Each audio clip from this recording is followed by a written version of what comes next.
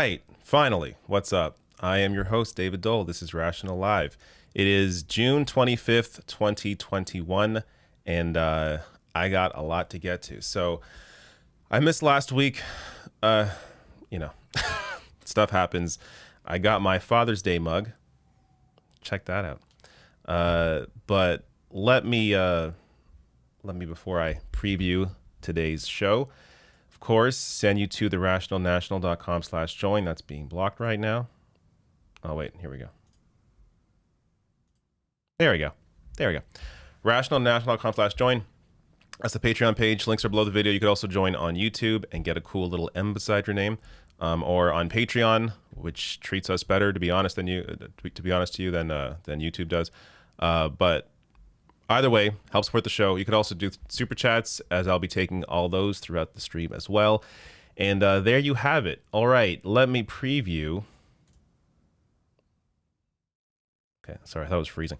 Let me preview what's happening today. So shortly, I'll get to a little Fox feud going on between two hosts. Also, later on, Biden whispers through a press conference that's rather interesting. And then a host on a conservative network calls for executions. I'll get to that. And also Tweets of the Week, which goes over a lot of different stories and tweets that I did not get to this week. All right.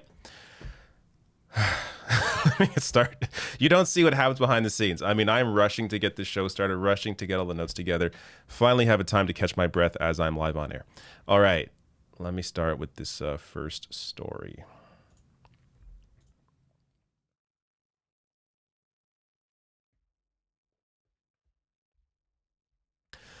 Conservative talk radio host and Fox News host Mark Levin took shots at his Fox News colleague Tucker Carlson.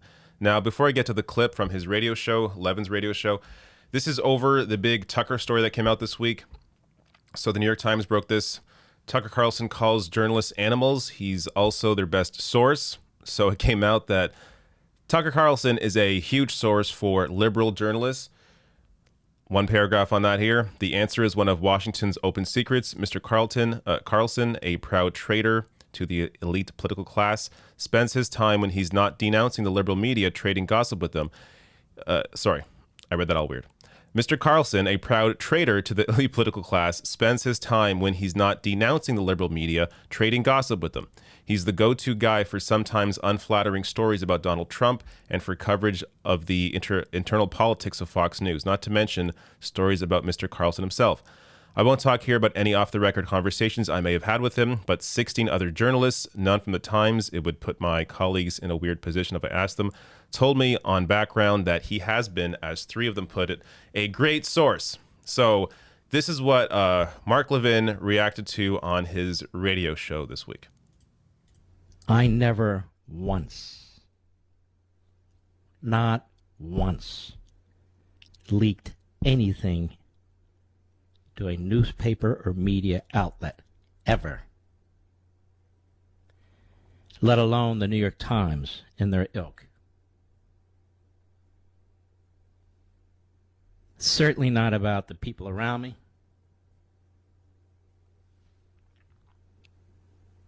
Now, I could go further into this. I'm not going to. That is a serious misunderstanding of one's role, of loyalty, and character. Let me leave it at that.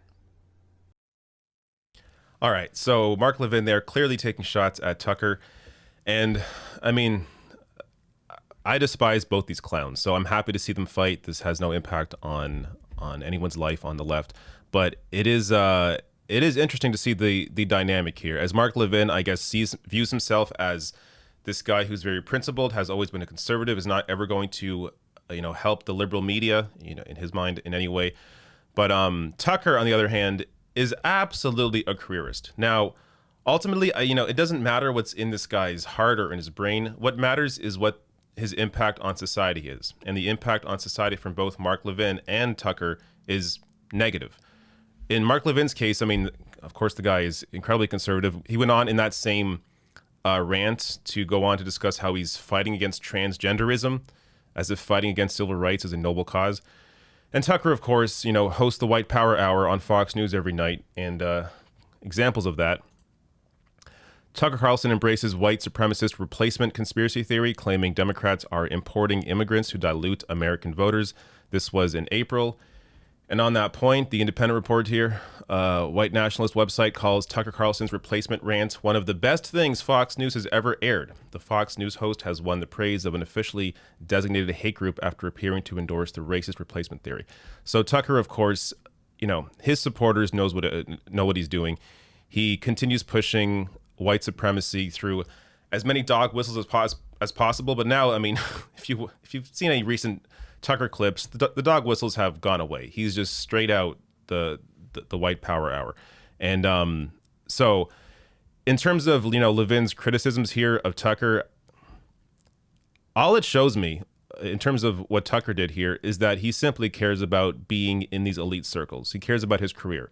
So if he's able to salvage his career behind the scenes with other elites by doing what he does through leaking stories about Trump or whatever, then he's going to do that to maintain his status, while at the same time putting forward this hateful rhetoric that has only led to increasing the amount of extremists and right-wing BS that we hear on a daily basis. Okay, that's that story. I gotta say, this week is fairly light. For good reason. I covered some heavy shit this week. I needed some happy stuff, or not happy, but drama to distract myself. When you do this shit day in, day out, and you actually care about people, it gets depressing. So every now and then, this is why, in case you're wondering, I mean, there's multiple reasons for this, but in case you're wondering why political channels often do, more lighthearted stories. Sometimes it's to try and reach a different audience, which is important. So, for example, when I cover The View, that's the whole purpose of those videos, is to try and reach that audience, because a lot of the people are apolitical, they're gettable. You can re-educate them. And other times when I cover light stories, it's because I need a break. It's because personally, I need to cover something different. So this week, you're going to notice a lot of light stories. But that's the way it is. All right, I'm going to prep this next story. Actually, I think I see a super chat here. Let me grab it. Several super chats. All right. Who was first? I think Ben Shapeward sent a super chat in saying, funny how Jagmeet Singh had more to say about John McCain's death than he does about the USA censorship of Press TV and other international outlets. That's a weird comparison. Comparing John McCain's a high-profile death of a senator to U.S. censorship of Press TV, which I've only seen headlines on. I haven't read much into it. I hear what you're saying, but that's a weird comparison. Brandon Blanco says, Dave, what are your thoughts on the gray zone? I stopped taking them seriously after them shilling for Assad and name-calling journalists as CIA. Yeah, in terms of the reporting, I've definitely I've sourced them before in previous stories. I know that for sure because there's segments I've done that I've definitely used the gray zones reporting on. I forget what that was about though. But more recently, in terms of their actual website, I don't frequent that very often, so I'm not even sure what they're reporting on. But in terms of some of their journalists, yeah, they seem to waste a lot of time just name calling, trying to start shit on the left, and I have no interest in any of that crap. Junie McGraw here. Sorry, your chat's cut off, so I'm gonna have to find it somewhere else. Here we go.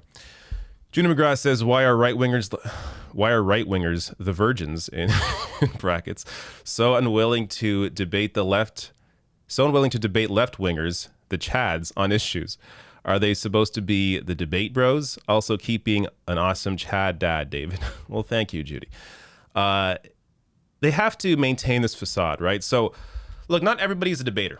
There are people on the right and the left that debate and some don't. And, I view myself more as an educator as opposed to a debater. And that's because while I know my shit, on the tactics, I'm not good. I mean, I grew up with severe social anxiety, so the idea of me being tactically good in debate is just, I'm not good. But some people like Sam Cedar are. And you will notice that the people that claim to be these debate bros on the right, like Steven Crowder, who have they actually debated? Like, that's my issue. If Crowder didn't pretend to be this debate god, then it wouldn't matter that he's running from Sam Cedar. Who cares? But it's because he presents himself as this debate god, this debate bro. He, he destroys college kids on campus, but won't actually debate anybody that knows what they're doing and knows how to debate, like Sam Cedar. So, at least when it comes to someone like Ben Shapiro, if that was Ben Shapiro in that seat and not Steven Crowder, I don't think Ben would have ran. I think he would have done the debate, and he probably would have been fine, and his supporters would have remained his supporters.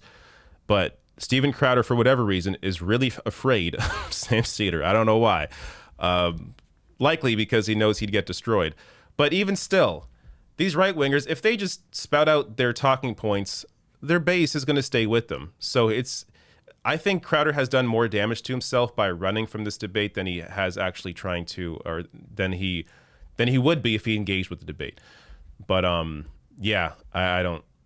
And someone just pointed out they need to debate Vosh. Yeah, I completely agree. Out of all the debaters I've seen on the left, I think Vosh and Sam Cedar are at the top.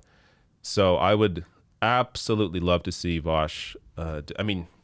Vosh, when he visited Tim Pool, that was a fantastic 3 hours. I watched the entire thing. It was well worth it. So I would love to see him in a discussion with Steven Crowder or Ben Shapiro. But yeah, him and Sam Cedar, I think, are at the top on the left. All right, let me take a quick break here as I prep the next story.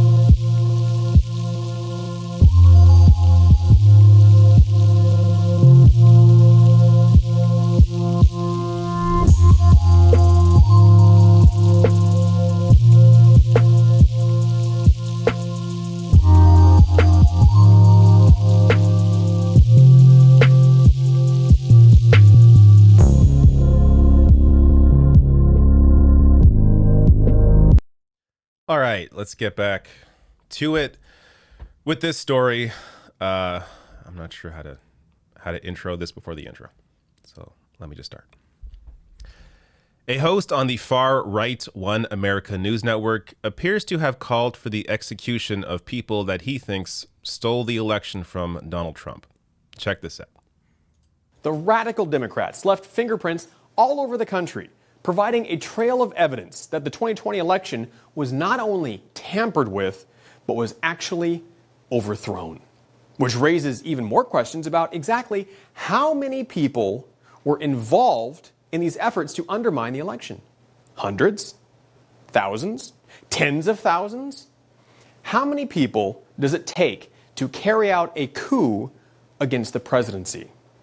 And when all the dust settles from the audit in Arizona and the potential audits in Georgia, Michigan, Pennsylvania, Nevada, and Wisconsin, what happens to all these people who were responsible for overthrowing the election? What are the consequences for traitors who meddled with our sacred democratic process and tried to steal power by taking away the voices of the American people? What happens to them? Well, in the past, America had a very good solution for dealing with such traitors: execution.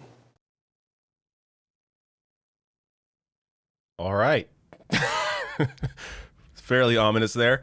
So that was Pearson Sharp of OAN. And there's really no other way to take this except he wants people that he thinks stole the election, which of course was not stolen, but he wants those people executed. Now, my first thought when I saw this clip is they're still on this.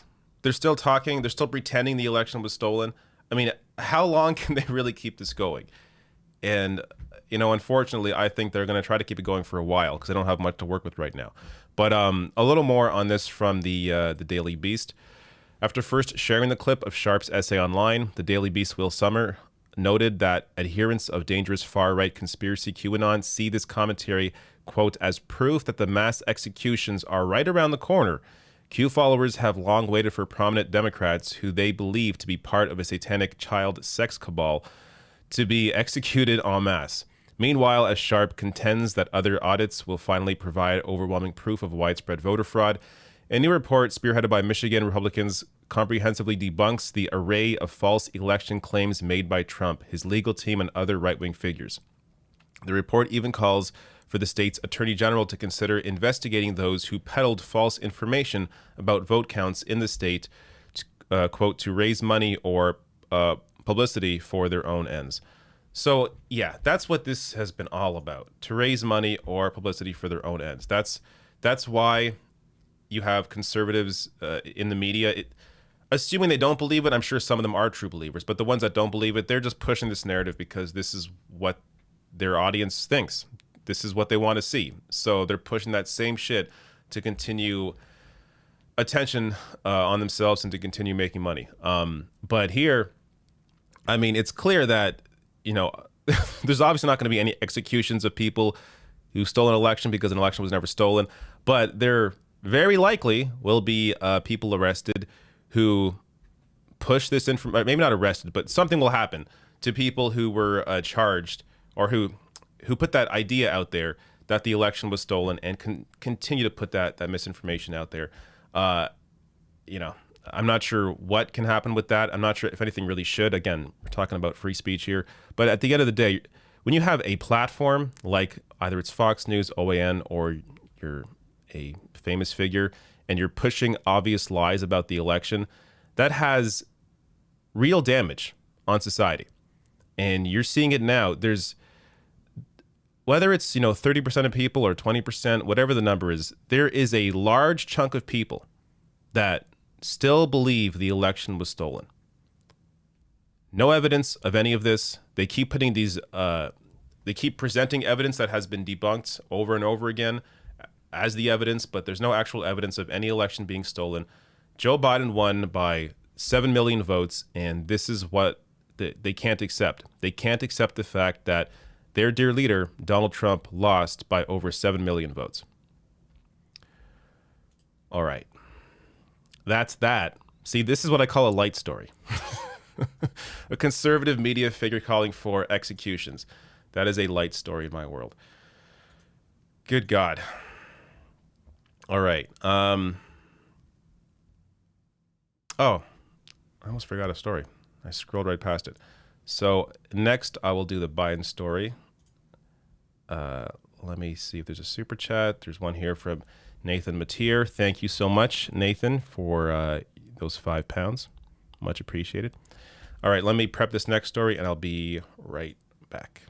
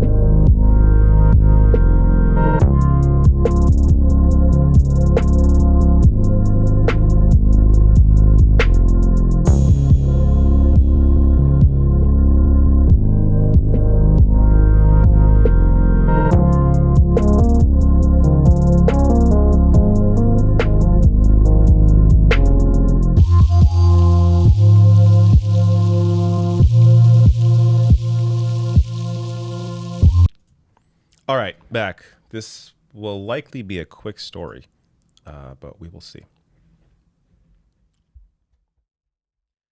President Joe Biden presented a solution for businesses struggling to find employees. So this has been an issue for a while. During this pandemic, people have realized that, you know what, my job sucks, or maybe I was able to work from home before. Now they want me back and forget about it. So Joe Biden proposed a solution to get employees back in the most Biden way possible. Check this out.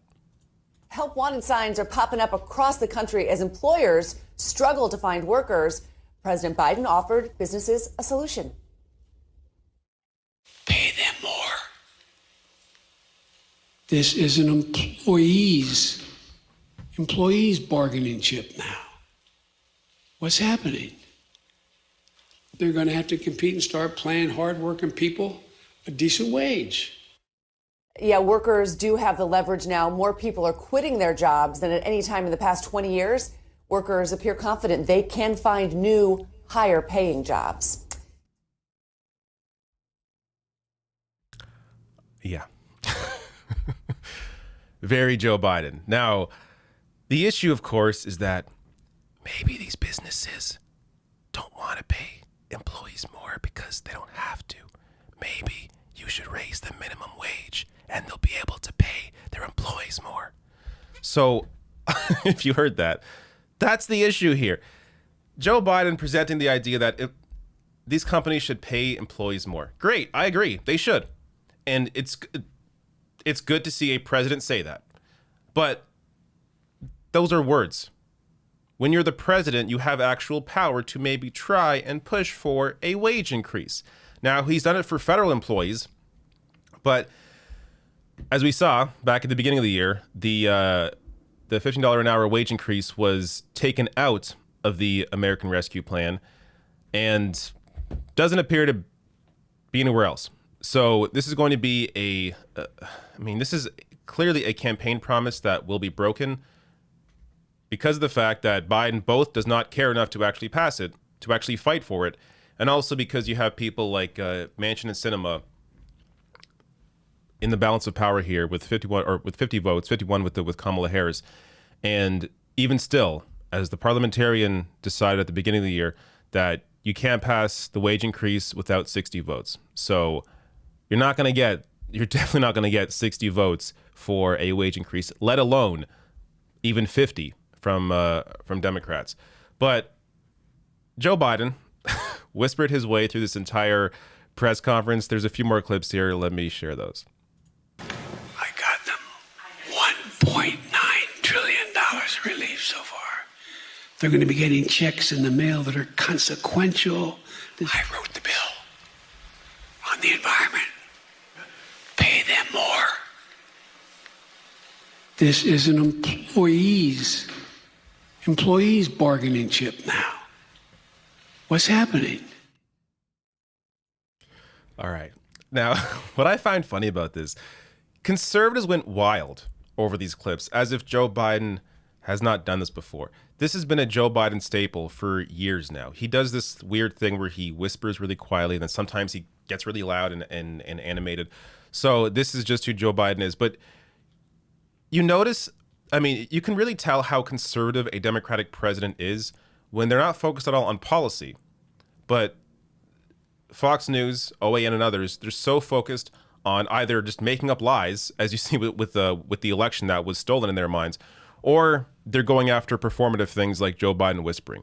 So, this is for the left, it shows you that, it becomes obvious to the left that Joe Biden is incredibly conservative when Fox News only hits him on performative BS like they're doing here. So this is going to be, of course, an ongoing issue with Joe Biden. Joe Biden is incredibly conservative, has been throughout his entire career. And even still, while his rhetoric is changing, and it's good to see his rhetoric changing on some of these issues, rhetoric is just rhetoric. Symbolism, words only take you so far. When you're the actual president and you have real power and can change the policy to help people, and you're unwilling to do that under the guise of bipartisanship, I have to get my Republican friends on board, then ultimately you're not going to rein in the power of corporations. You're not going to rein in the power of the wealthy, and you're not going to actually help people the way they need help. Okay. I'm out of breath today. I got what's coming up here. I have tweets of the week. Maybe the best segment of the week, as it's all over the place. Lots of good little news items in there. And yeah, I'll do that. Because there was another story. I don't know. I didn't finish it, so it's not worth it. But let me check the chat. All right, some chats here. Law Gnomes says, hey, David, I like the new mug. Also, breaking news, 22.5 years in prison for Chauvin, Derek Chauvin, for the murder of George Floyd. Wow, good. Yeah, I saw that was going on. I saw that his sentencing was going on, and I was wondering when we'd get an answer on that. So good to see, 22.5 years. Quigon's Prodigy says, this is great. I agree with what Biden is saying, but dang, the way he says it is super odd and really can undo what he's attempting to do. Yeah, I hear you. But at the same time, it's words. He's telling employees to pay people more, which they're not going to. That's ultimately the problem. He can say that. They're not going to do it unless they feel like they are forced to do it. And you know what? By withholding your labor, you may actually force employers to pay employees more. So keep at it. And ultimately, of course, the real solution here is to build labor power, create a union or join a union, and ensure that you actually have a voice for your workplace, and you're not just at the whims of a wealthy business owner. All right. Charles says, why are you you? Why do you do what you do? Explain yourself in great detail. What a question. Why? I have no idea where to begin with that. Why am I? Who are you? Oh, no, sorry. Why are you you? Why am I me? I would say because of my various experiences throughout life that has shaped me. Why do I do what I do? Because I enjoy doing it. I enjoy informing people. I enjoy educating myself. I learn a lot every day in this job. Every day is different than the next or than the last. And I also enjoy media, like production. I enjoy producing. I enjoy camera work. I enjoy all that stuff. So those two combinations, my interest in politics and wanting to educate, my interest in video production, coming together in this job. I think that's the best I can. I think it's the best I could do during this live stream to explain myself.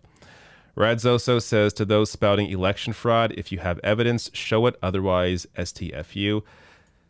Yes, the issue is they bring up this evidence that has been debunked a million times, and they don't want to listen to how it was debunked. So you can never reason with these people. So yeah, you are completely right, but the problem is they think they have evidence that they don't actually have. Someone's chat is cut off. I gotta open a different page. Wait, here it is. Omega Metal Chase 92 says, have you heard of Stephen Michael Davis on YouTube? He says he believes in free markets and liberty. Thoughts? I have not heard of Stephen Michael Davis on YouTube.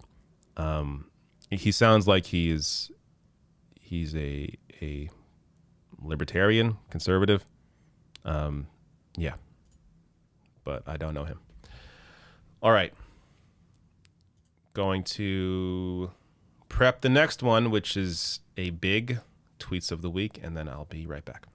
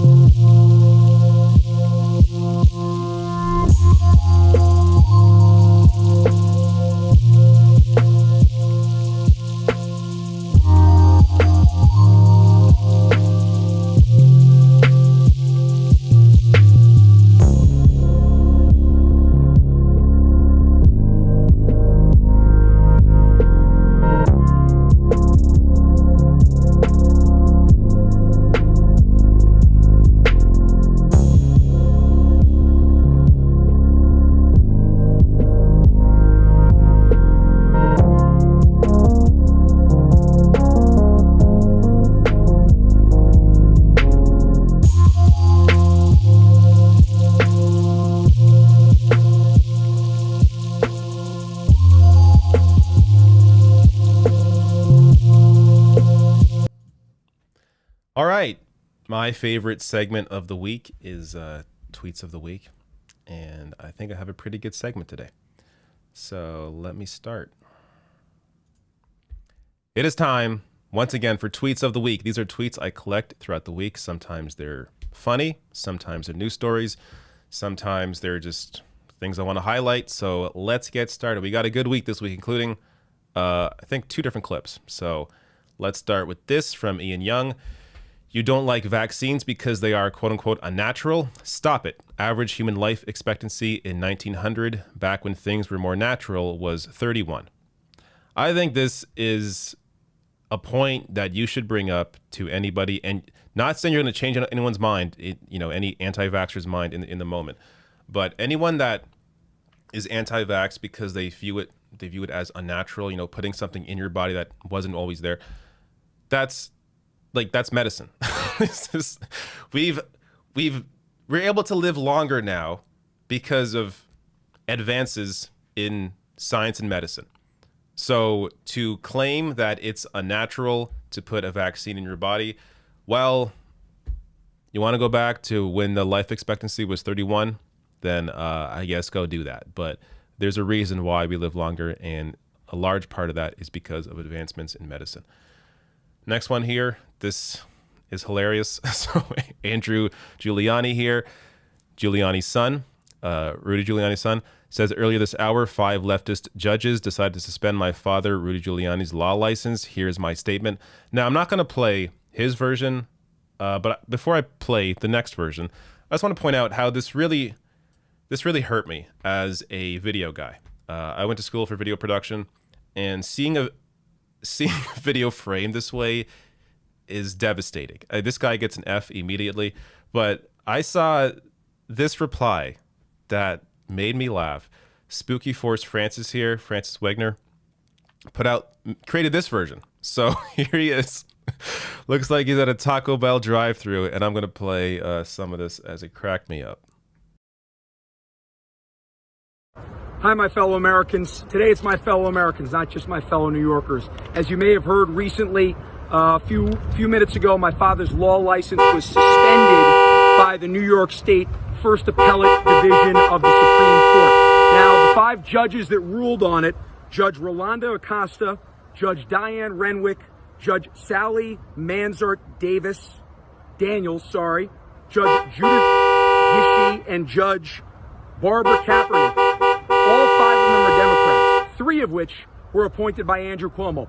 5-0, ultimately. Democrats with 0 Republicans on there. Again, this is just unbelievable to see just how politicized all of this has become. I am infuriated by all of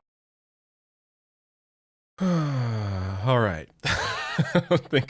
I don't think we need to watch all 1 minute, 21 seconds.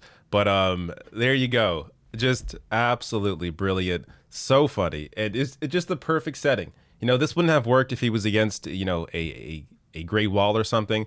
But here he is outside in the parking lot. It looks like he could be at a Taco Bell. And just brilliant job here. Once again, Francis Wegner, just beautiful. Love it. Next one here. Some great news. In Brazil, Lula da Silva is way ahead right now. 56% to Bolsonaro at 26%. So I am looking forward to this election. I have to double check when this election is, but here you go right now. Lula da Silva, one of the world's heroes in terms of a leader that has brought millions out of poverty in Brazil in the past when he led there. Now again running to be president and leading by quite a bit. Brian Kahn here, tweeting out, I don't mean to alarm anyone, but the ground temperature in the Arctic was a staggering 118 degrees this weekend. This is terrifying, and I have to say, I have a really hard time doing climate change videos because I don't know what to do. I feel like we know what the solutions are, and what else is there to say? I mean, you have here that it's staring us in the face. Every year, the world's getting hotter and hotter. You're seeing more extreme weather because of that, and it's going to get to a point where, and if it hasn't already gotten there, where it's just way too late to do anything. And seeing temperatures like this in the Arctic, 118 degrees ground temperature, you have the potential now where permafrost is melting to creating more issues, of course, for both the environment and anyone living in these areas. So it's devastating, and we are constantly up against the fact that massive corporations and people in power that simply, don't want to do anything or are actively working against any progress. It's a giant barrier for us to be able to actually push anything through and change and have any real meaningful change. So there's going to be, whether it's the Paris Climate Accord that makes it sound like, oh, don't worry, we got this under control, when in reality their goals are so low compared to where they should be. It's just, this is an issue that is not going to solve itself, and it takes bold change to be able to actually enact it. And that part of that would be an infrastructure bill from Joe Biden in the world's superpower that would actually have a real transformation of energy into renewable energy and moving the world forward, potentially being a leader in doing that. But of course, he's too busy trying to be bipartisan with Republicans who don't care at all, of course, about the environment. And to be fair as well, a lot of Democrats don't either. So they're focusing more on the appearance of working with the other side as opposed to actually looking at what the problems we face are and presenting the right solutions for those problems. Mediaite here. Trump reportedly directed the DOJ and other parts of the government to go after SNL and other late-night comedy shows that were satirizing him. He complained about these total Republican hit jobs from SNL on Twitter during his presidency. This just goes to show you, again, how many examples do we need? Donald Trump's completely fragile ego. Imagine being so weak that you direct the DOJ to go after Saturday Night Live because they made fun of you. Every single president has been made fun of on SNL. But Donald Trump, because of his massively fragile ego, and also because, he's just overtly terrible, could not take it and actually tried to get the DOJ on or going after SNL. Last clip here. This is from Case Study QB, always bringing those hidden gems. Here is Larry Kudlow fighting against the idea of helping children. Check this out. Just last point here. You mentioned the magic words, Nancy Pelosi. Tell me this isn't true, that she said today that child tax credits would be the equivalent of Social Security for children. Tell me she didn't really say that. I think that has been I don't know the exact quote, Larry, but that is an argument that Republicans have had concerns with about the child tax credit because it's now paid out on a monthly basis, like a direct deposit into your bank account. And it'll last forever. I don't know. Anyway, Social Security for children. Hillary Vaughn, you're my hero. Thank you ever so much. Great. Just last point here. You mentioned Social Security for. Yeah. How dare we help children? Children born into poor areas, poor families. How dare we actually help those people, help those children? No fault of their own, born poor, need help, need food, need to survive. It is incredible to me that they're able to say shit like this. And it's not even like, this isn't even news. I didn't see this clip till I was going through Case Study QB's timeline here. I mean, this is the kind of thing that is so overtly disgusting. But we are so used to hearing this kind of bullshit from conservative media that it doesn't faze us anymore. I mean, of course they're against helping kids who are poor. Of course. And also, to be fair to the Joe Biden administration, it's the one thing that he did in the American Rescue Plan that really shocked me. Bringing in the child tax credit and making it a quasi-universal basic income. Now, of course, they have to extend that. I think it only goes for about 2 years. But to bring that in at all, I mean, really surprising from an administration that I thought was going to be just full-on conservative. So good to see that there are at least, aspects like that it's possible to get something done through this administration. But again, just not at all surprising to see this. And there you go. Those are the tweets of the week. All right. Now we get to have some real fun. What if I just talk like Joe Biden for the next 20 minutes? Hey, guys, I'm going to read your chats. But only the good ones. And also super chats. No, that's too annoying. Danny F. here says, how much of an impact do you realistically think Nina Turner could have if she is elected? Good question. I think she can have as much of an impact as Bernie Sanders has had. So, which is to say, he's changed the narrative at the very least. But unless you have the numbers, Nina Turner can't single-handedly, pass Medicare for all. She is very likely, I don't want to, get ahead of myself here, but she's way ahead in that race. At the same time, they are now mounting a serious campaign against her, raising all this corporate money after that Hillary Clinton endorsement for her top rival in that Democratic primary. So they're going to try and defeat Nina Turner, of course. But if she wins, and it's very likely she will, you will have somebody who is going to be a strong voice for the working class and somebody whose power can and I think will increase with time. I think it's very likely she could become senator in Ohio. I think it's very likely she could run for president one day. So these are things to consider when we're thinking about Nina Turner's potential impact on society. Is what the ceiling is for her. And I think there is no ceiling. I think she can go as far as she wants, but ultimately you're still limited by process. You're still limited by the numbers you have in the House, by the numbers you have in the Senate. And there's only so much that one person can do. But I would like to see Nina Turner go in there and not hold back at all. I mean, there's a lot she can do as one person in terms of changing a narrative, but again, power can only go so far.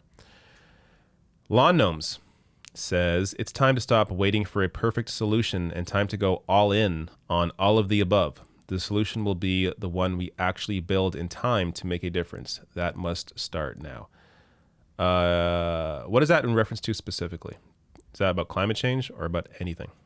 Because I do agree with you. There is a lot that needs to be done. Or maybe you're talking about gaining power, which in that case, yes.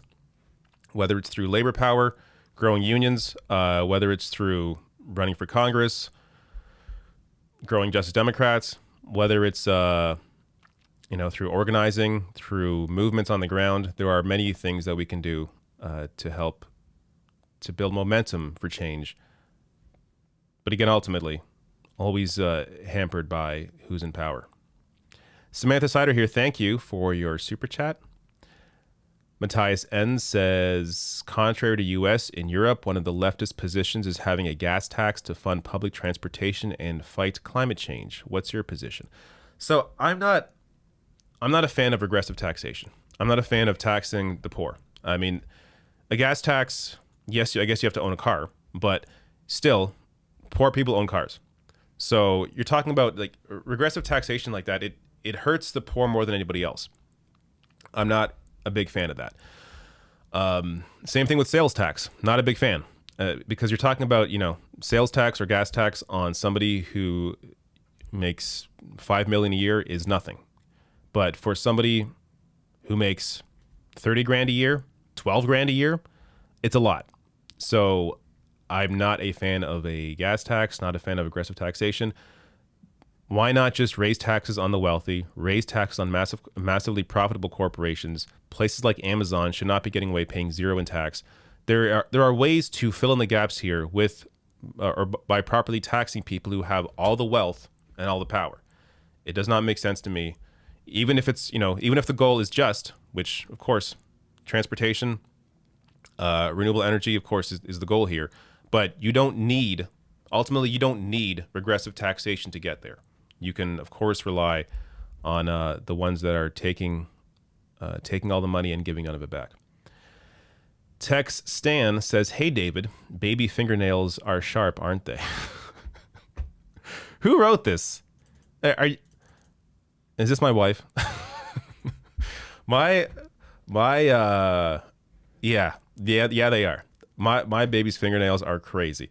He has cut himself on like his own face just by rubbing his face, and he cuts himself, and it looks like a disaster. Multiple times he's done that, and we of course cut his nails, but it's crazy how sharp his nails are. When he's scratched my face and they hurt.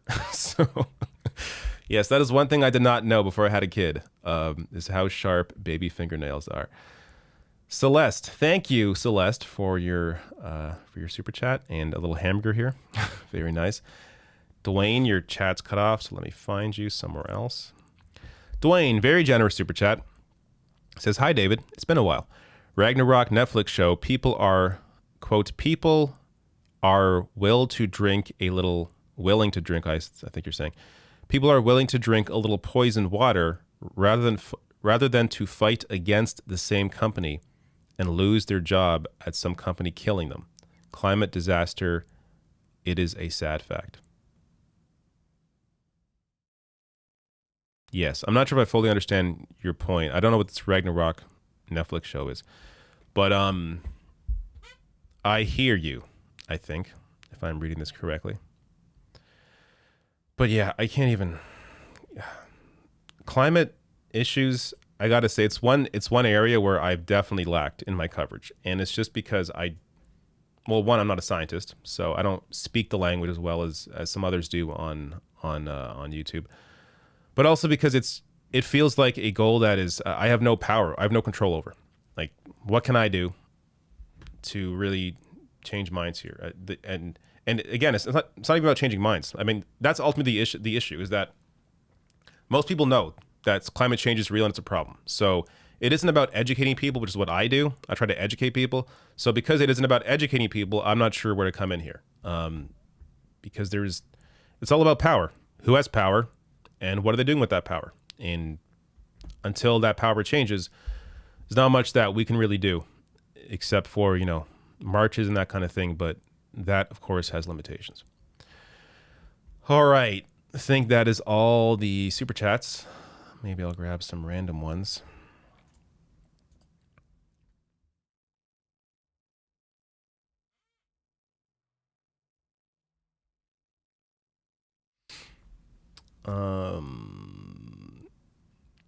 Checking the normie chat here. Celeste says it's vegan. What's vegan? Lawn Gnomes was talking about climate change. All right, makes sense. Yes, all the above. I agree. All the above. General Martok says, "Would you debate Sam Cedar, David?" Been there, done that. Not doing it again. I called into Sam's show, for those that don't know, in 2017. And this is before Jimmy Dore completely lost his mind. So I was trying to, my argument at the time, and I don't regret, I try not to get into this drama, so I rarely ever talk about this, so this is a treat for you. But at the time, I thought, hey, look, these two guys know each other personally. If you want to try and influence somebody in the right direction, then you, as somebody with a platform who knows Jimmy, why not talk to him behind the scenes, try to, maybe nudge him in a more rational direction as opposed to publicly shaming him, every other day.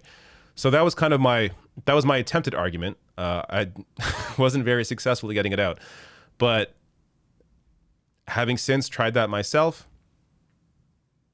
I'm not afraid to admit I was wrong, and it's unfortunate to see where things have gone with Jimmy, but it is what it is.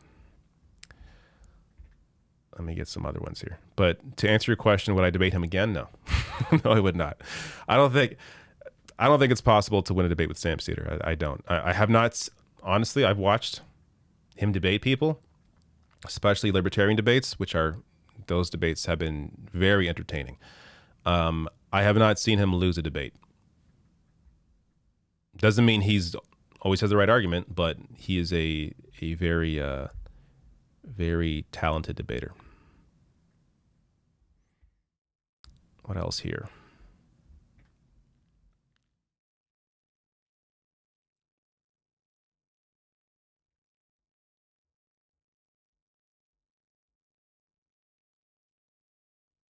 Cut your hair, it's time. From Danny Tard.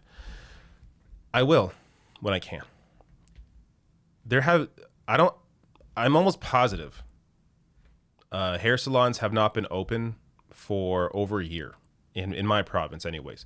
So people that are getting their hair cut, during this pandemic in Ontario anyways, are they either know somebody who is a hairdresser or they do it themselves, or I don't know. Because I'm not going to cut my own hair. I don't know a hairdresser, so I'm going to wait until I can actually get my hair cut, which is coming up soon, by the way. In fact, I believe June 30th. I think they're opening back up. But I may still wait a bit. I want to get my second shot before I go anywhere. So my second shot's scheduled for August. And once I get that, watch out. I'm sorry, Mark, I will get a haircut. But it's not going to be, it might not be as short as it once was. Honestly, I still don't know what I'm going to get. So if you got any suggestions, send them my way on Twitter. Is the best place to reach me for what kind of haircut might look good on me. Because I really don't know where to go at this point. And I may just ask, the professional when I'm there what they think. But we will see. Because I'll tell you why. People are saying don't cut. My hair is so thick. And I'm not trying to brag here. I'm just saying my hair is so thick. I hate taking a shower. I hate it. Taking a shower with thick, long hair is the most annoying, frustrating process. Showers now take me like 30 minutes. They used to take me like 5 minutes. So washing my hair is like a 20-minute process. So I hate it. I hate it so much. So I will get my hair cut. It just may not be as short as it once was. A lot of chats coming in now. But I can't grab them all. Someone suggests I get the Karen. I can tell you what I'm not getting. I'm not getting the Karen. Now, I got to say, the hair I have right now, kind of close to the Karen. Kind of close to the Karen. I got my bangs here down the side. Here. That's like the Karen, isn't it? Oh, can you imagine I got the Karen haircut? Jesus Christ. I'm not sure if I would lose subs or gain them, but it would have some kind of impact on my channel, I'm sure.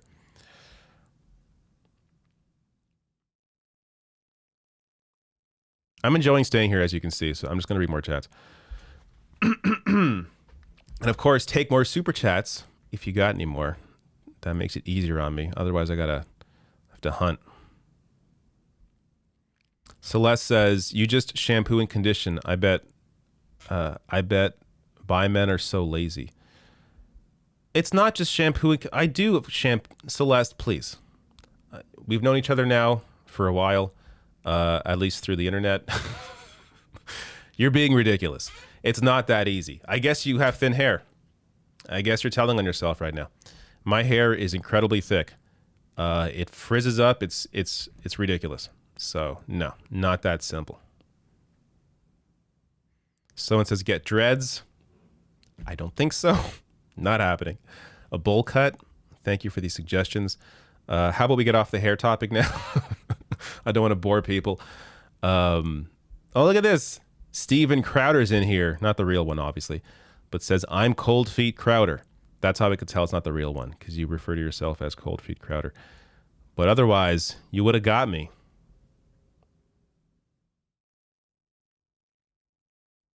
All right, scrolling up past the hair comments. See what else I can grab.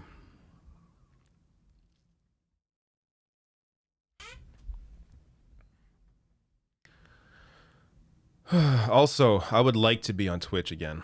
I know I say that a lot and I never am. But yeah, Black Hawk, it's good timing. It says Rocket League stream on Twitch soon, brother. Yeah, I would like that. It's just I don't have time. It's really hard to find time. And this job makes me exhausted. So, after streaming for a day or after shooting videos for a day researching, reading, being on the computer all day. The last thing I want to do is stream on Twitch, but I don't know. I've thought about changing my schedule around for a bit, maybe doing things a little differently, maybe streaming, you know, in the mornings every day for like an hour, just to wake me up, as I used to do, by the way. I could get back to that, but I'm not sure if that would zap my energy for videos later. Zolo Hobo says, did you cover Chauvin sentencing? No, because that happened while I was streaming, so I didn't get to properly prep the story. But thank you for the super chat. I did see, who was it? I think it was Law Gnomes. Yeah, Law Gnomes told me 22.5 years in prison for Derek Chauvin. So that seems like a solid sentence.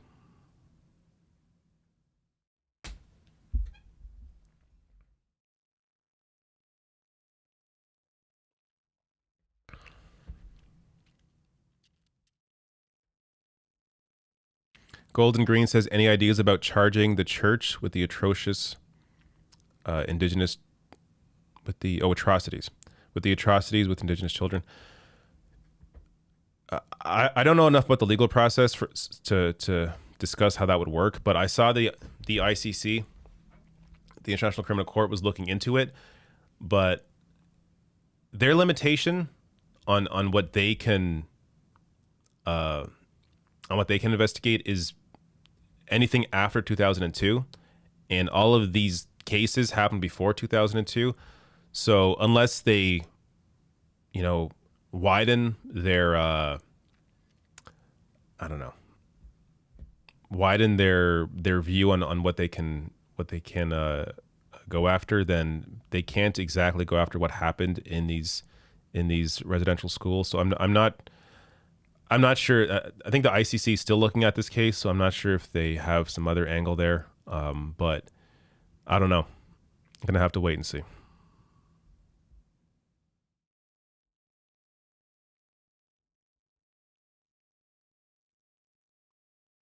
All right, here we go. Summer coming in now. Fander says, what video games are you playing on PS5? Right now, I am deep in Ratchet and Clank. I am trying to finish Persona 5, but I'll likely finish that after I finish Ratchet and Clank. Ratchet and Clank is one of my favorite game franchises of all time, so I am super into that game right now.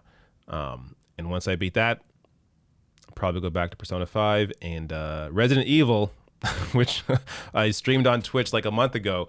I still haven't played it since I streamed, so I have to go back into that. And I will likely, if I'm ever going to be on Twitch streaming a game, it will likely be that game, because that's a game I don't want to play alone. That's a game I want to play with people, whether virtual or live. I mean, you're all alive, but whether virtual or in person, as horror games freak me out. So that's the order. Ratchet and Clank, Persona 5, and then back to Resident Evil.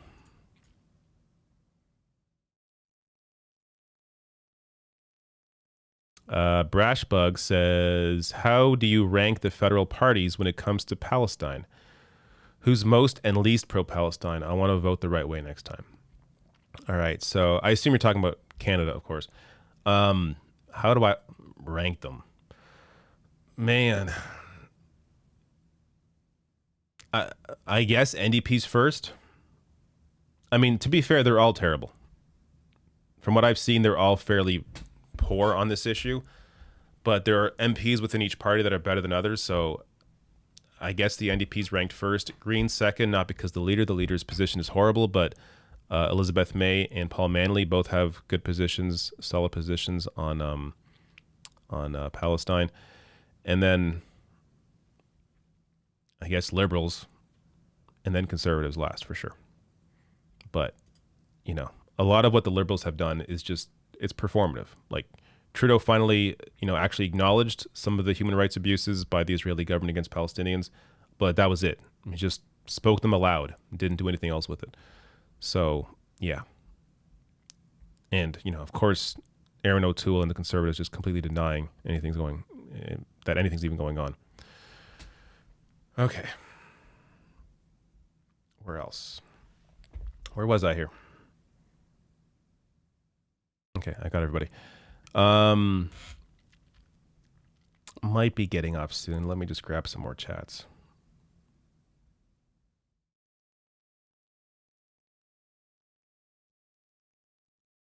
And yeah, apparently the U.S. also had these. Someone's referring to them as Indian boarding schools. I'm not sure what they were called in the U.S., but I didn't know about that. So, because someone tweeted at me saying I should have given more context for the American audience in terms of how this has also happened in the U.S. I didn't know about the U.S.'s role in it. Like, it's not surprising to me that, of course, they also, in various ways committed genocide. But I wasn't sure about the residence school aspect of what happened in the U.S.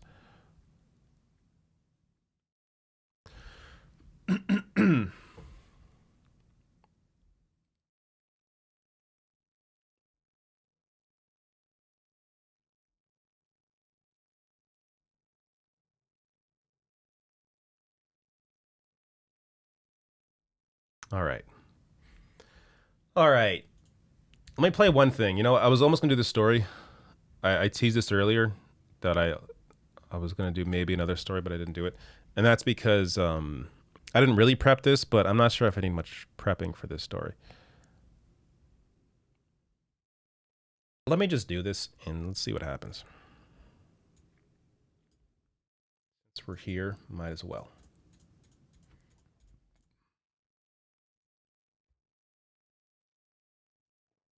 All right.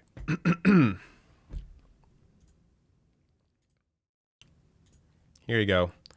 One more surprise story.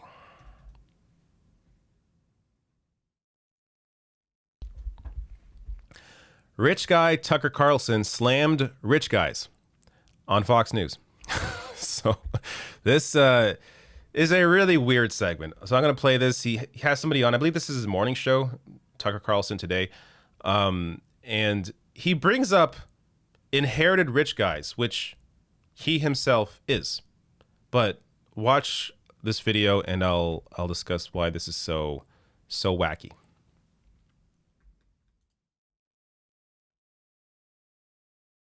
Wealth makes you soft.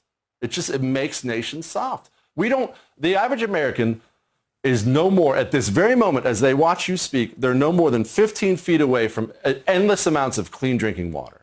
And the average American will never even think about it. They won't think about how blessed they are. They won't think about that thousands of people died today because they didn't have access to clean drinking water. So you don't know, because no one taught you how blessed you are, and no one taught you how rich you are. Instead, it's what I don't have and what I didn't get, and this person's oppressed, and that's what will kill us. The younger generations, as you get too wealthy, always end up hating themselves and their parents. Tale as old as time. Have you ever, side note, have you ever met any inherited money person who's self-confident, secure, happy, productive, creative? Very rarely. Very rarely. It's human nature. It's just human nature. People are as good as they have to be.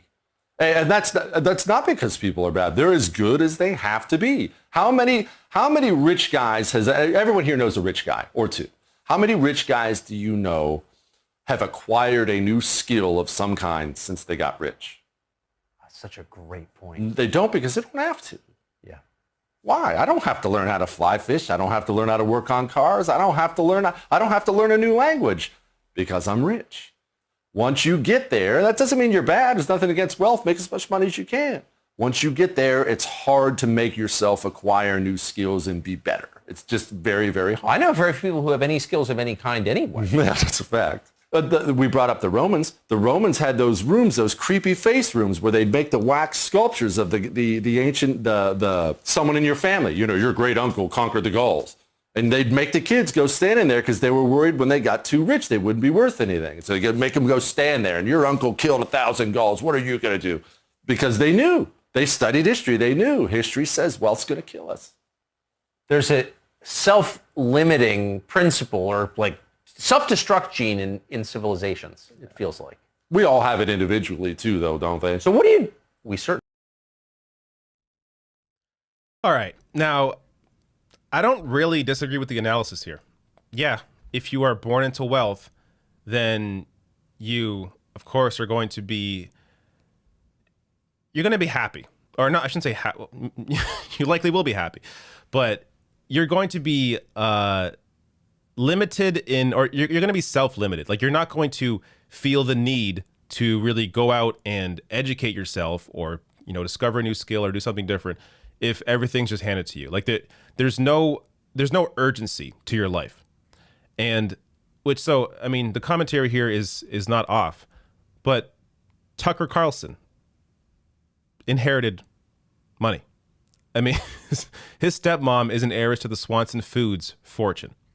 Now, her family has since sold off the company, but they got a lot of money, and he was born into that. So, and of course, he makes, his net worth is $30 million. He makes an estimated, I think, $6 million a year from Fox News, likely more. But you have someone here who is asking the question, have you ever met any inherited money person who's self-confident, secure, happy, productive, creative?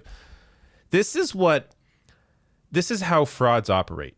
When they are self-confident about, or when they lack self-confidence about their own weaknesses, they project the opposite. They project the very thing that they are. They project hate on the very thing that they are, as a way to cover that they themselves are that person. So he's projecting here criticisms of inherited money people because he himself is one, and he realizes that.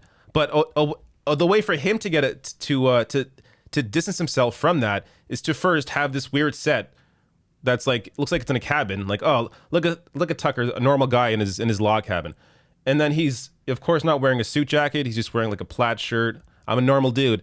This is what these kind of people do to distract away from their own wealth, from their own privilege.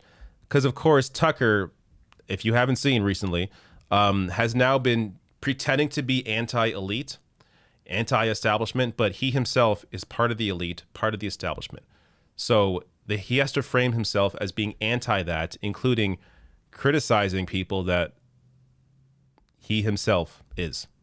It's a weird dynamic, but it's not all that surprising to see from a fraudster like Tucker. All right. That segment was okay. It was okay.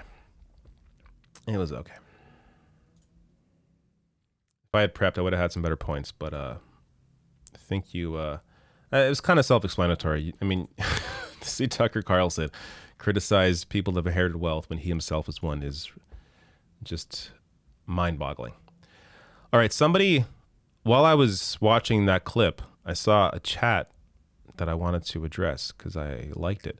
Lax Lifters says, with psilocybin being decriminalized, when are you having a mushroom ceremony? Did I miss something? Is psilocybin decriminalized in Canada? I don't think that's the case. Some states have decriminalized it. I know, I think Colorado has. Washington State, maybe. But when that day comes, you can bet I will be indulging. And not for any other reason except for the medicinal benefits of it, because it is the kind of thing. I think psilocybin should be a tool in the hands of doctors. It should be used to treat people with depression, anxiety. It is very effective based on actual science studies into it. Very effective in treating depression, anxiety, and absolutely should be decriminalized and should be legalized for use, at the very least, be prescribed by healthcare professionals. All right, any super chats here? I think I got them all. Grab some more randos.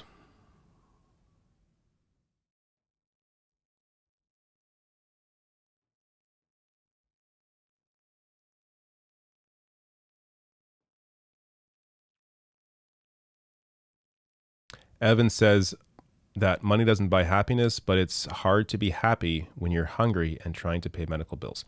100%. 100%. Yeah, I think I've seen, I think, a couple studies now that say basically the cutoff is like 80 grand a year. If you make about 80 grand a year, then the increase in happiness falls off after that, because once you reach about 80 grand a year, you're able to at least sustain yourself. You're able to, eat, obviously. You should be able to at least afford rent. though, buying a house in this climate seems impossible on an income of 80 grand. And yeah, I'm a renter. I would love to own a home. That'd be great. One day. One day.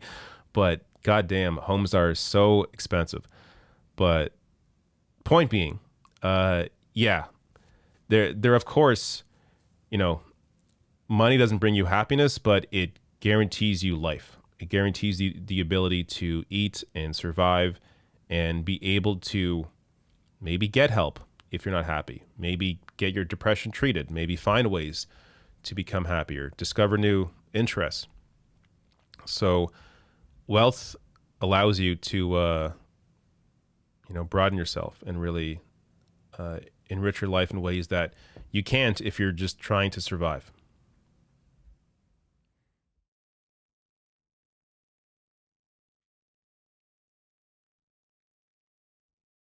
All right. I think it's raining outside. I can hear it. Catman, great question. Thank you. Do you like the Twisted Metal series? Abso-friggin-lutely. In fact, I like it so much, I have an autographed copy of God of War from David Jaffe, the creator of Twisted Metal. So, yes, I am a big Twisted Metal fan. And they should bring that back. Though they brought, was there a PS4 version or a PS3 version? I forget. But they brought it back for either PS3 or PS4, and it wasn't as fun as maybe it once was, like 20 years ago. So it's possible, car combat doesn't hold up the way it used to, but there's got to be a way to modernize it to make it fun. But Twisted Metal Black on PS2, one of my favorite games of all time. Winston says you need to show off your man bun before you get a haircut. There's nothing to show. It's behind my head. It's here. Should I turn around? There. There you go. I'm sure you saw it. I really don't like that I have a man bun. I really don't. I just put it back there because honestly, it's a pain in the ass to have it in my face all day. It's purely for what's the word? Utilitarian reasons.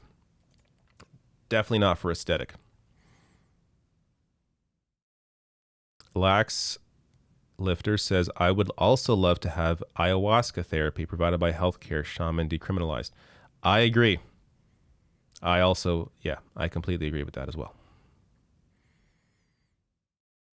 Yeah, as somebody, I went to Peru in 2014, I think, for that very thing, and it helped me considerably.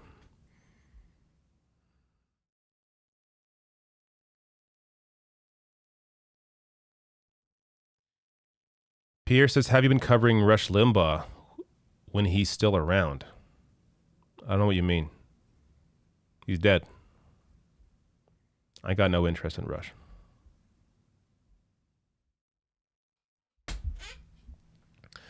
Aquarius says, David, you have quite a calm soul. I like listening to you. Well, thank you so much. I could just talk like an NPR host the whole time. Or I could talk like Joe Biden. Trevor says, ayahuasca was a wonderful experience for me. Good to hear.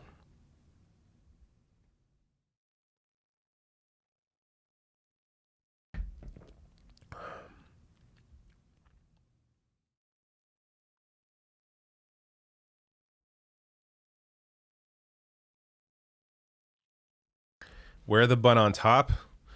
No. That would screw my framing up. See? Ideally, I would like to sit up when I'm doing videos, but I have horrible posture. But if I'm sitting like this and I have like a man bun sticking up, it's not gonna fly. It would screw my entire frame.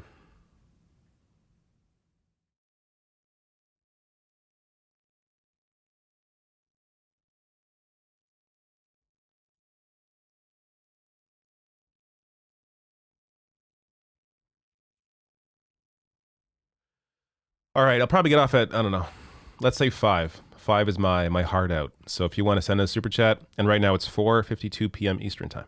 So you got about 7 minutes, 8 minutes. If you want to super chat me. Otherwise, I'm going to just hunt here for some random chats that I want to that stand out to me. Do you have pets? Asks Boom Boom. I do not. I have a child, which is why I don't have a pet. I feel like it's with a young baby. I don't want to have, a cat or a dog running around. It's already too much work to have a child. So at some point, though, I think we will get a cat. I've had dogs when I was younger, but they are, a lot of work. Cats, I like cats because they take care of themselves, and you can, go away for a weekend, not have to worry. So probably at some point get a cat, and probably 2 cats so they can keep each other company. But no pets right now.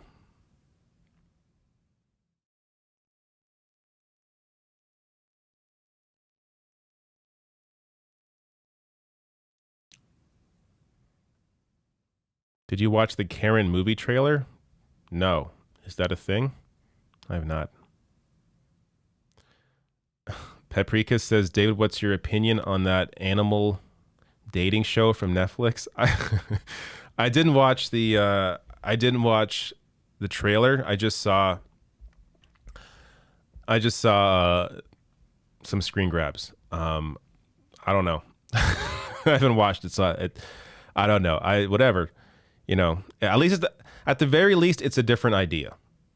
At the very least, there are so many sequels of things now that whenever I see something different, I'm actually impressed. That wow, this person thought of a new idea. Unless maybe it's been done before, but I haven't seen people dress up as animals in a dating show. So it's a new idea to me. So they at the very least get credit for that. Annabelle says, do you like The Legend of Zelda? Of freaking course. I cannot wait for Breath of the Wild 2. Looking forward to it. But that ain't hidden until what, next year? So it's going to be a while. Oh, look at that. A super chat. Teresa says, I like the man bun. Very smart look. Oh, thank you. Thank you, Teresa. I appreciate the compliment. If washing my hair wasn't such a pain in the ass, I would consider keeping my long hair, but it's a pain. Lady says, hello, David. I hope you're well. Your voice sounds like you're not happy today. I just checked in here. Take care of yourself. You are very, what's the word? Perceptive? Yeah, I just, honestly, just a bad week. It's all because of the news. It's all because of my job. So, which is why sometimes I have, the occasional crisis where it's like, should I keep doing this if I'm this depressed? But then the next week I feel fine. So it's more of like I don't know if it depends on certain stories, like another, mass unmarked gravesite was found of Indigenous children in Canada. So that brought me down. I take these stories too much to heart. Like they're doing this work, you begin to understand why people in media are robots, where they just go to work and they read off teleprompter and they go home. Because if you actually put the work in, you do the research, you actually care about these stories, it takes a serious toll on you. So, of course, if you're just a news robot and you read off a teleprompter, it's a lot easier for those people to live, to enjoy everyday life, because they don't actually internalize anything. But I actually care about these issues. So some weeks are just shitty. And, otherwise I can't complain. I have a great family. I have a roof over my head. I have food. So my health is good. Can't complain about that. It's just the news sometimes brings you down.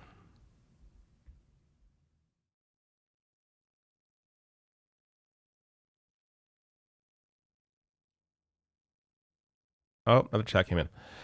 Fly Chopper Fly, very a very big supporter, says, we are hoping Walton of Buffalo has a good staff. People will be trying to take her down from day one. Yes, India Walton, who is going to be the next mayor of Buffalo, New York. I can't wait to see what she can do.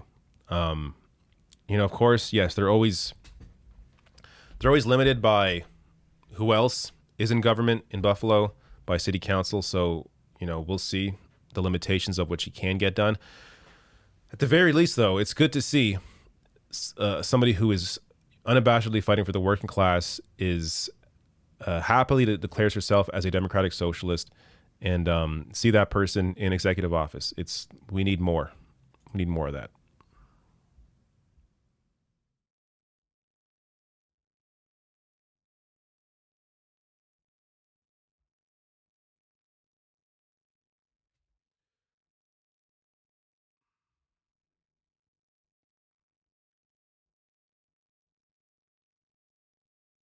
All right. I don't know. Let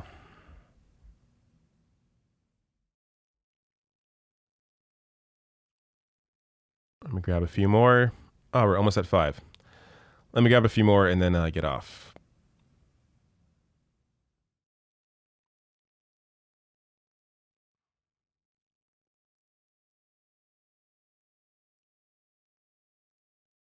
Melon Lord says, does anyone know of someone who did a good breakdown of the Dora TYT Matei fiasco? I did not follow. I'm trying to think if Vosh covered it. I don't. If Vosh covered that story, then I would watch his coverage.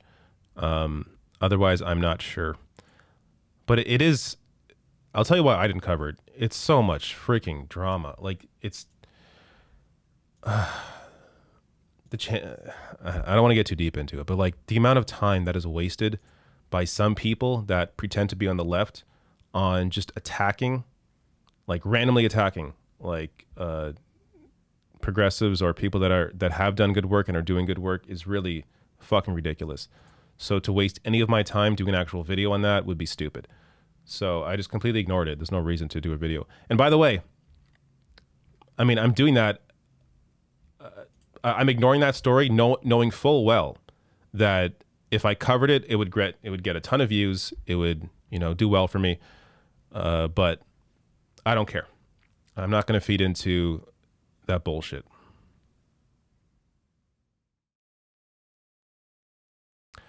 Lax says, thank you for the stream. Glad to see you are a plant medicine ally. Oh, I definitely am. Glad to see that I have plant medicine allies in my base.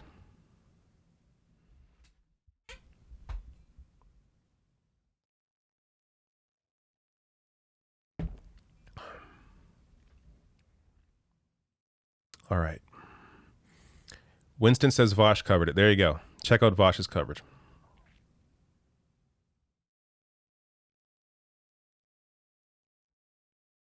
Oh, Leo, thank you for your chat.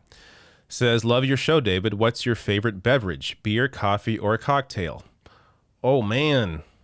I love this question because I don't know the answer. It's all the above for me. Like, it depends on my mood. In the morning, I want a coffee, obviously.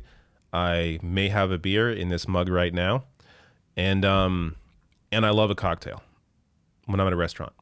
So, because I can't make a good cocktail myself. So, I don't know. Because I don't really have a favorite drink. I'm someone who loves variety. Whether it's food, whether it's video games, whether it's movies, TV, entertainment in general. I like a variety of things. So there's no like one thing that I go back to every time. But I like a good Caesar. I guess in the US you call it Bloody Mary. But Caesar is great for sure. That might be a cocktail. If I'm like, if guns to my head, I'll say Caesar.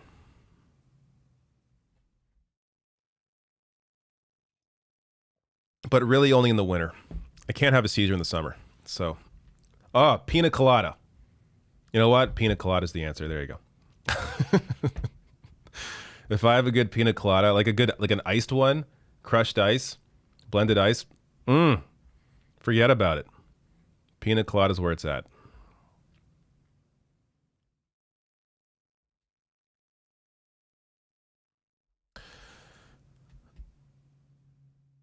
All right. I got to say, I'm enjoying my time here. I know that once I get off, I'm going to have to probably change a diaper.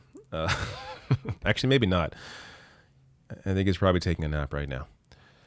So, and of course, you know, my partner is just superwoman, doing an amazing job raising our child when I'm over here doing this shit. But it's how we do it. Got to be a team. All right. I've said all right like 20 times. All right. All right. Well, you know what? Depending how tonight goes, maybe I'll end up on Twitch later for more of this. I've already started drinking. If things are going well with the little guy, then maybe I'll jump back on later on Twitch. So you know what? Follow me on Twitch, twitch.tv/TheRationalNational. And if you want me to talk some more shit later, with a few beers in me, we will see where the night goes. All right? All right, cool. Thank you all for showing up and just double checking, make sure I got everyone's super chat. Looks like I did. Thank you so much for showing up, and see you all maybe tonight. If not, I'll see you again next week. Goodbye.